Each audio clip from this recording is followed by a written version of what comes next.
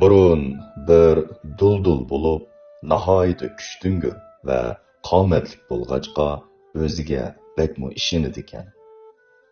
Bir kuni bir savdogar duldulning yoniga kelib, mundoq debdi: "Men bilan birga minishni xohlamsan?"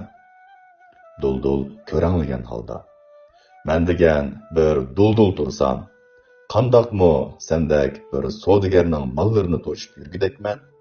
deb rad qilibdi. Yana bir jangchi kelib, "Men bilan minishni xohlamsan?" debdi. Duldul beshini chayqagunicha: "Men degan bir duldul tursam, sendek odatdagi jangchiga agishib jafo tortqim yo'q" debdi. Ovchi duldulning yoniga kelib: "Men bilan minishni xohlamsan?" debdi. Duldul: "Men degan bir duldul, sendek ovchiga agishib tog' jangallarda jafo tortishim hargizmi mumkin emas" debdi.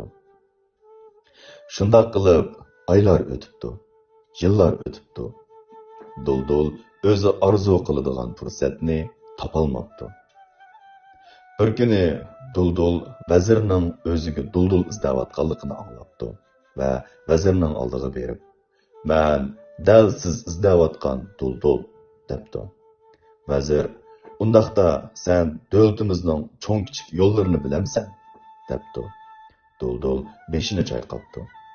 Vazir yana so'rabdi: "Undaqda sening jangga qatnashib boqqan tajribang bormi?" Ot yana beshini chayqabdi. Vazir: "Undaqda men seni elib nima qilaman?" deb so'rabdi.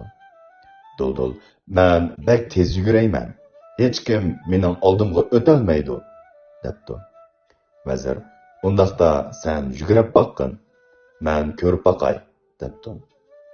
Duldul ozroq yuguribla herib, tarlari eqishga boshlabdi. Vazir beshini chayqagunicha: "Sen qerib ketibsan, bo'lmaydi ekansan" debla orqasiga qaramasdan ketib qopti. Sizning bugungi tirishchanligingiz kelgusingiz uchun puxta ul hozirlaydi.